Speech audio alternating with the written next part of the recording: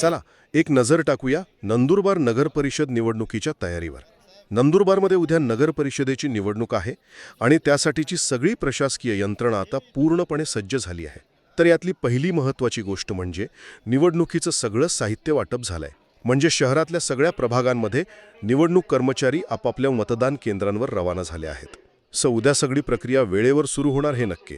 दुसरं, संपूर्ण शासकीय यंत्रणा अलर्टवर आहे. उद्याच्या मतदानासाठी आवश्यक असलेली सुरक्षा व्यवस्था आणि इतर सोयीसुविधा सगळं काही तयार आहे.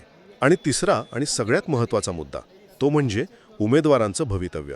ही निवडणूक नगराध्यक्ष आणि नगरसेवक या दोन्ही पदांसाठी आहे आणि उद्याच्या मतदानानंतर या सगळ्या उमेदवारांचं राजकीय भवितव्य मतपेटीत बंद होणार आहे.